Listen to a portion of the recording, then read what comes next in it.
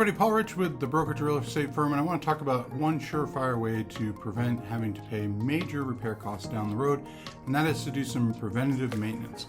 So here in Las Vegas, for example, we know that HVAC issues can really put a damper on your summer when your air conditioner goes out and it's really hot out, and of course the air conditioning companies are super busy.